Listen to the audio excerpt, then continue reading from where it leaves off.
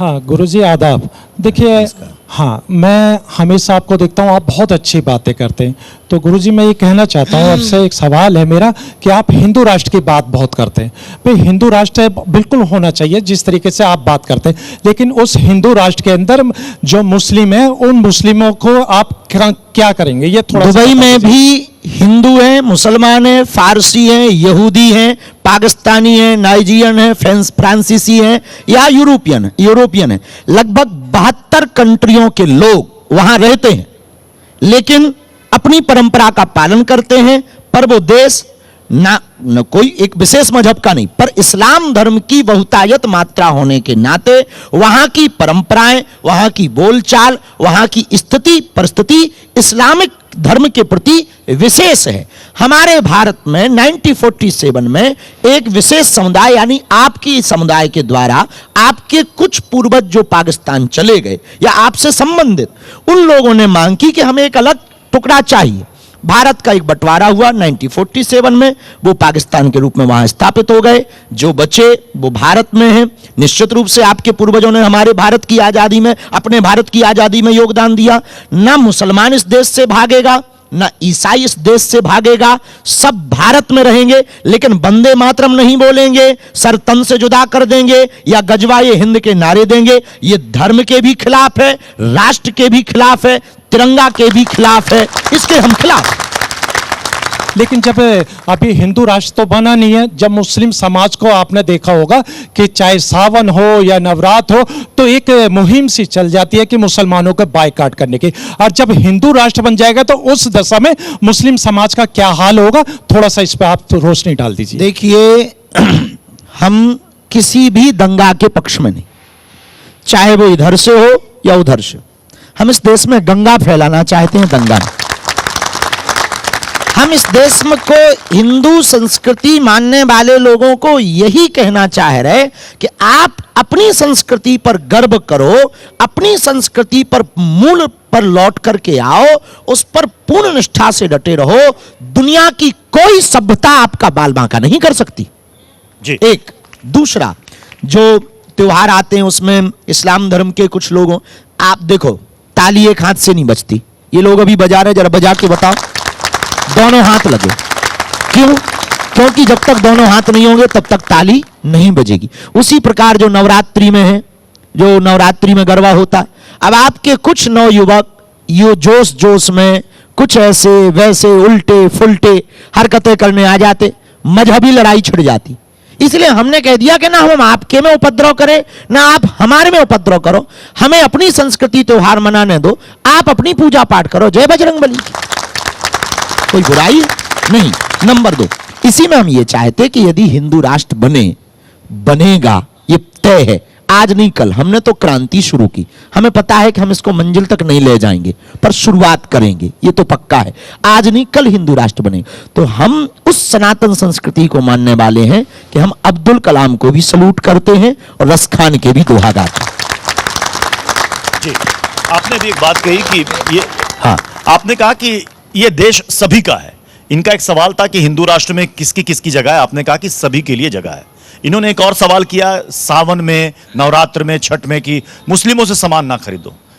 तो फिर ऐसे में मुस्लिम अपनी दुकान कहां लगाए, कहां जाए? देखिए भैया, दोनों तरफ से हुआ। बीच में कई जगह से ऐसी न्यूज़ें आई कि आप काफिरों से सामान मत खरीदो, तो अपन ने भी कह दिया कि इनसे मत खरीदो। छठे साठ्यम समाचरित, आप छेड़ोगे और हम तो जैसे रावण के सामने हनुमान जी गए, बोले बोल बंदर, हनुमान जी बोले बोलो दस्कंदर। भाई आप हमें बंदर कहो, हम आपको जी स्वामी जी कहें, ये थोड़ी चलेगा भाई। ये तो आदानम चा प्रदानम चा, जो आदान करोगे वही प्रदान करोगे, जो प्रदान करोगे वही आदान करोगे। जितना इन्वेस्टमेंट उतना ही तो प्रॉफिट पाओगे। आपके मुताबिक दोनों तरफ से ताली बजी, वही तो हमने जवाब दिया, दोनों हाथों की ताली का जवाब। दोनों हाथ से नहीं, बिल्कुल सही कहा आपने, ताली एक हाथ से नहीं बजती। तो आपके मुताबिक मुसलमानों से अगर कोई सावन में या छठ में, नवरात्र में अगर कोई सामान खरीद लेगा तो कोई दिक्कत नहीं, पर ये भी तो खरीदे ये भी तो खरीदे, तो हमको कोई दिक्कत नहीं। लेकिन हम ये मानते हैं कि ऊपर लेवल पे ये नहीं है, ये निचले ज्यादा जो सामान्यतया गांव में ये बहुत ज्यादा बढ़ जाता है। तो हम तो ये कहना चाहते भाई, काय को विवाद, हम संवाद के आदमी। हमारे हिंदू राष्ट्र में विवाद का विषय नहीं, संवाद का। क्योंकि इस देश में हिंदू मुसलमान बहुत सालों से चल रहा है और कुछ भी विषय आता है, देखो हम हिंदुओं को भी एक बात हमने कही थी, वो वीडियो पूरी दुनिया में गया, और हम इसीलिए नहीं कि ये सामने बैठे हैं तो हम महिमा मंडन भी नहीं गा रहे हैं, ना लिबरल हो रहे, ये भी आप कान खोल के सुन लो। हम जैसे हैं, हम अपने एजेंडे के साथ कोई समझौता नहीं करते।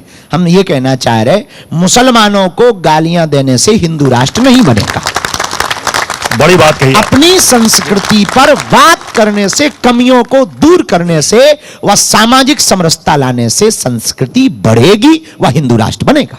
फिरोज बख्श साहब, आपका सवाल। जी देखिए बाबा बागेश्वर, मैं सोच रहा था आपको धीरेन्द्र शास्त्री कहूं क्योंकि उम्र में छोटे हैं, लेकिन रुतबा आपका बड़ा है तो मैं आपको बाबा से ही मुखातिब करूंगा। मैं आपको बहुत पसंद करता हूं इस वजह से कि मैं एक प्रैक्टिसिंग मुसलमान हूं। आपके मुंह से मैंने कभी इस्लाम के ख़िलाफ़, मुसलमान के ख़िलाफ़, prophet Mohammed peace be upon him आपके ख़िलाफ़ या किसी भी मुस्लिम के ख़िलाफ़ कोई बात नहीं सुनी। ये एक प्लस पॉइंट आपका है, ठीक है। और दूसरी बात मैं कहना चाहता हूँ कि आप चूँकि हिंदू राष्ट्र की बात करते हैं, ठीक है, हिंदू राष्ट्र जाहिर सी बात है पाकिस्तान में, मलेशिया में तो नहीं बनेगा, यहाँ बनेगा। दूसरी बात यह है, देखिए कि मैं समझता हूँ 15 अगस्त 1947 से तो हमारा हिंदू राष्ट्र ही है, ठीक है। हिंदू राष्ट्र वो राष्ट्र होता है जहाँ शेर और बकरी एक घाट पे पानी पिए, ठीक है। आप इसको कैसे करेंगे ताकि कोई मुसलमान इस बात से ना डरे, मैं बात पूरी कर लूँ, इस बात से ना डरे कि जैसे मिठाइयाँ जो होती हैं ईद बकरा ईद पे, हम जो हमारे बरादरान वतन हिंदू मिठाई वाले हैं उनसे मिठाइयाँ लेते हैं, अच्छी मिठाइयाँ होती हैं, खालिश देसी घी की होती हैं, बढ़िया होती हैं। तो यही चीज़ दूसरी तरफ भी होनी चाहिए। अब जैसे कोई यात्रा होती है कुछ है तो उसमें कहेंगे मुसलमानों के जो ठिये हैं उससे खाना नहीं खाएंगे। हम we gel like sugar and milk, हम नाखून और गोश्त की तरह हिंदू मुस्लिम सिख ईसाई शुरू से ही रहते चले आए हैं, वही बात आप कर रहे हैं। तो इसको प्रैक्टिकली, जैसे आपने कहा कागज़ों पे नहीं, प्रैक्टिकली कैसे आप जो है हिंदू और मुसलमानों के बीच में एक पुल बनाएंगे ताकि हिंदू मुसलमान कहने की ज़रूरत नहीं पड़े, we go ahead with India card, no Muslim card, no Hindu card. देखिए, इसको चरित्र में उतारने की ही प्रैक्टिकल बातों के लिए हम जमीन पर उतरे। हमारी पदयात्रा इसी के लिए है।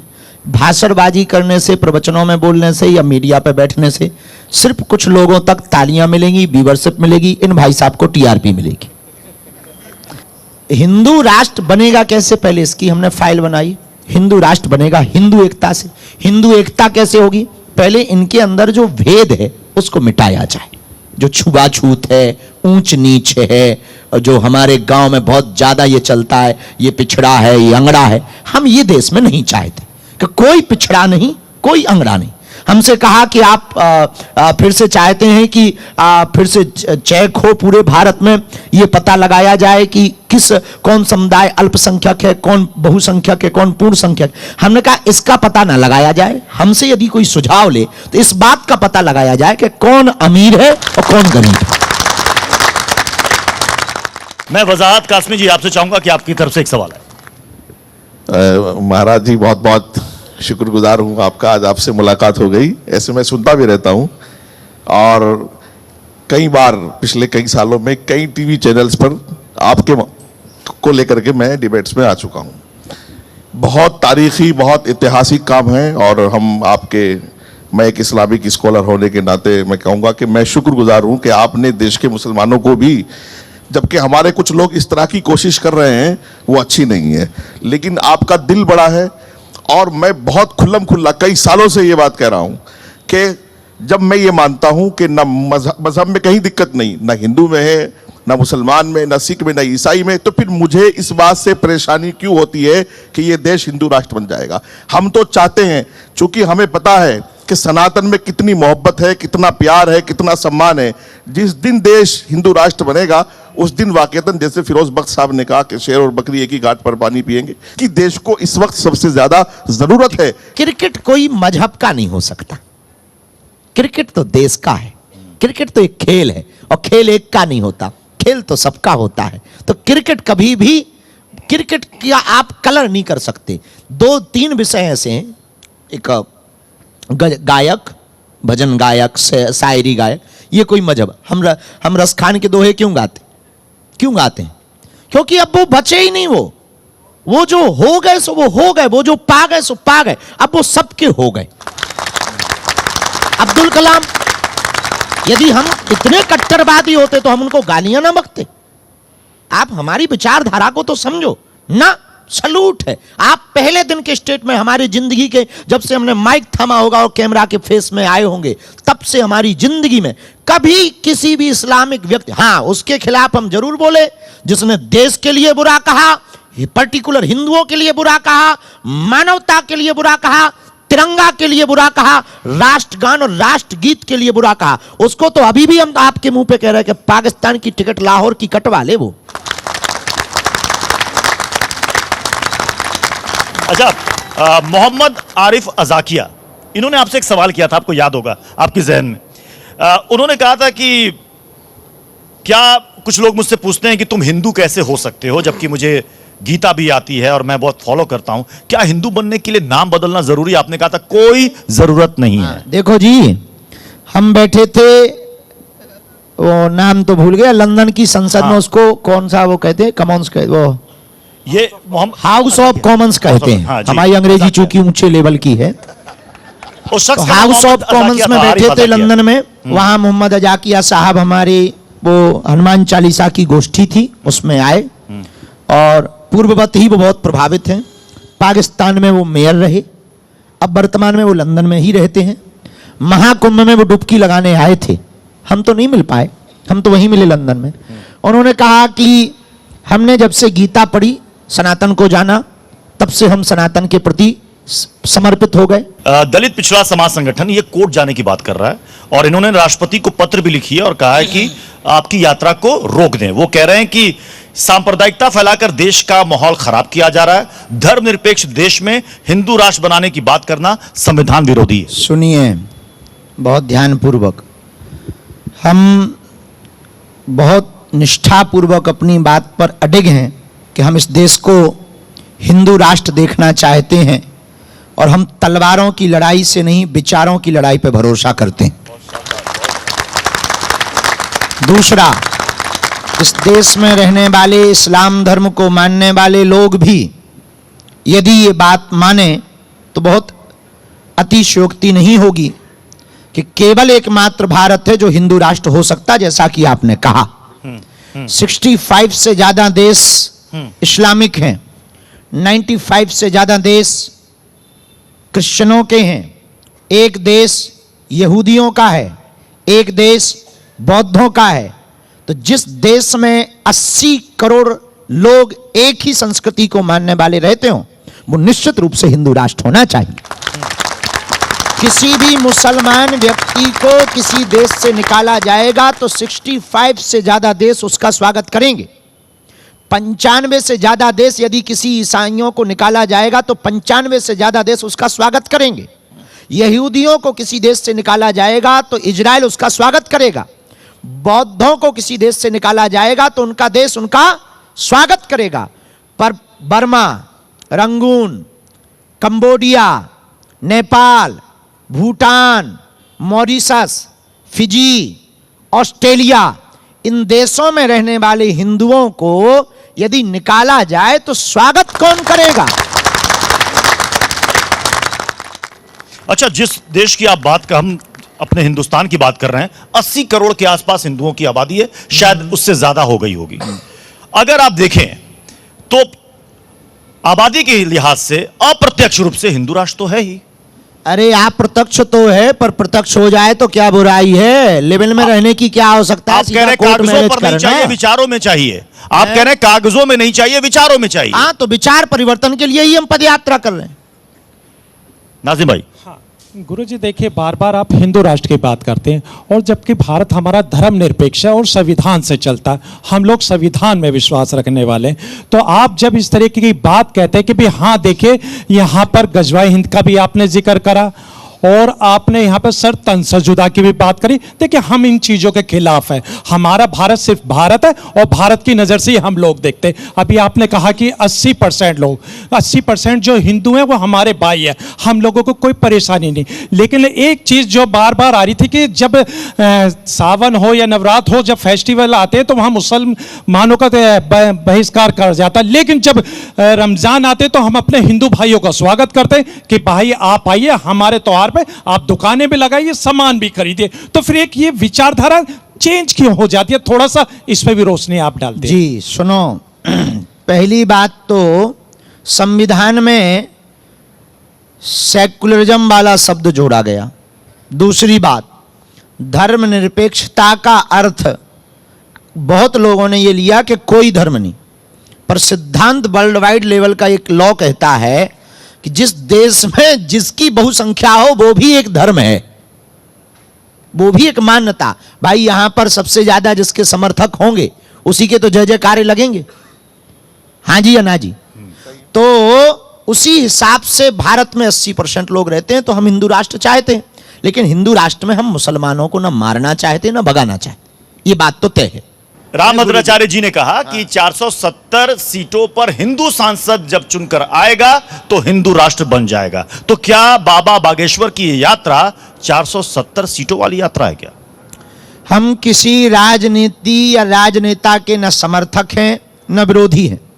हमारी यात्राएं न राजनीति के सपोर्ट में है न विरोध में है। पार्टी में हिंदू है, हम उस पार्टी के हैं।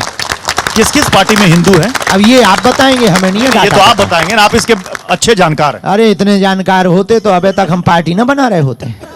आप इसके अच्छे जानकार हैं ना, आपको पता होगा कि कौन कौन असली हिंदू है, कौन कौन नकली हिंदू है। मानस और गीता वाले हैं यार। अच्छा, अभी योगी आदित्यनाथ जी का, चूंकि अभी हिंदुओं की चर्चा हुई, राजनीतिक पार्टियों को हुई, योगी आदित्यनाथ ने कहा कि अखिलेश यादव और समाजवादी पार्टी पर ये रामद्रोही हैं, ये कृष्ण द्रोही हैं, हम ये सनातन द्रोही हैं। हम राजनेताओं पे नहीं बोलते हैं, वो उनका मामला है, हमारा कोई मामला नहीं। आपकी नजर में अखिलेश यादव क्या है, हिंदू है नहीं है? जी अखिलेश यादव क्या है? हमें क्या लेना देना, वो अपने आप में वो बताएंगे, हम थोड़ी बताएंगे। हमारे प्रमाण क्या, हमारे यानी प्रमाण पत्र आपकी नजर में वो यदि हिंदू हमारे है? प्रमाण पत्र देने से वो हिंदू बनते हैं तो हम इन्हें पहले दे देंगे। और बता, आप प्रमाण पत्र नहीं दे रहे हैं?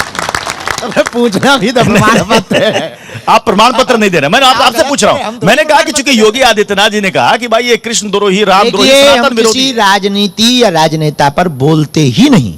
बिहार यात्रा पर कब गए थे आखिरी बार?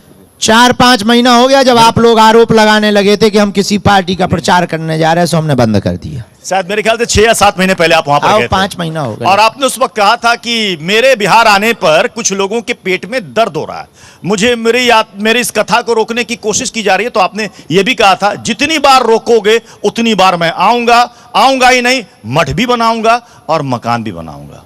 क्या दिक्कत है? क्या भारत का कौन रोक रहा था? भारत का आदमी भारत नहीं जा सकता? बिल्कुल जा सकता, कहीं भी जा सकता। बस तो हम भी तो भारत वाले हैं, क्या हम बांग्लादेशी हैं का? नहीं तो आपको कौन रोक रहा था कि हम जाएंगे? बिहार में किसके पेट में दर्द हो रहा है? अरे भाई हमें नहीं पता, वहीं पर न्यूज चल रही थी कि बाबा को नहीं आने देंगे, न बाबा को नहीं घुसने देंगे, बाबा ऐसा करता वैसा करता। तो हमने कह दिया ऐसे कैसे नहीं घुसने देंगे, का तुम्हारा भारत है। अपने भी पूर्वजों ने संविधान स्वीकार किया अच्छा, है। कई विपक्ष के नेताओं ने कहा कि बाबा जी तो बीजेपी के एजेंडे पर चलते हैं, पप्पू यादव बहुत हमलावर थे आप पर। पप्पू पता यादव नहीं वो किस नजरिए से हमें देख रहे हैं। यदि बीजेपी के एजेंडे पर काम कर रहे होते तो बिहार में ना होते। बटेंगे तो कटेंगे। आज फिर इसका जिक्र आया जब यूपी के सीएम बिहार आए और उन्होंने कहा बिहार में देख लीजिए, बटेंगे तो कटेंगे। विरोधी कह रहे हैं नफरत वाला चुनावी नारा है। आपकी नजर में बताइए, बटेंगे कटेंगे का मतलब क्या है? अब ये तो योगी बाबा जी बताएं। नारा उनका है कि उन्होंने कटेंगे वाली बात क्या की।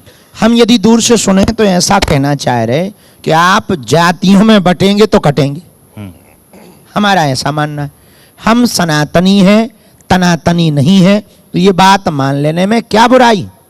अब जाते जाते एक संदेश, जो आपकी पदयात्रा होने वाली है 7 नवंबर से 16 नवंबर तक दिल्ली से वृंदावन तक की ये पदयात्रा है। इस पदयात्रा में पूरे देश के लोग आ रहे हैं। 10 तारीख को शहादत दिवस के रूप में समर्पित ये पदयात्रा सिखों के 9वें गुरु तेग बहादुर जी के लिए समर्पित रही। ये पदयात्रा देश की नई क्रांति है। ये पदयात्रा तलवारों की लड़ाई नहीं, विचारों की लड़ाई है। ये पदयात्रा गजवाए हिंद की नहीं, भगवाए हिंद की पदयात्रा है। जिसका जमीर जिंदा हो, जो देश से प्यार करता हो, वो आए, क्योंकि पदयात्रा का प्रारंभ राष्ट्रगान से होगा। रोज सुबह राष्ट्रगान, हनुमान चालीसा का पाठ होगा। विश्राम भी राष्ट्रगान पर होगा। 10 दिनों में 20 जगह सड़क पर बैठकर, कोने में बैठकर 10 दिनों में 20 जगह सामाजिक समरसता का हम स्वयं भोज करेंगे। हमारी पदयात्रा में पदयात्री बनकर दूसरे मजहबों के पूजा पाठ के स्थान पर कोई उपद्रव ना कर देवे, वहां पर सुरक्षा लगाई जावे, ये हमारी मांग है। हमारी भले ही सुरक्षा कम कर दी जावे, पर हमारी पदयात्रा से दंगा नहीं गंगा बरसनी चाहिए।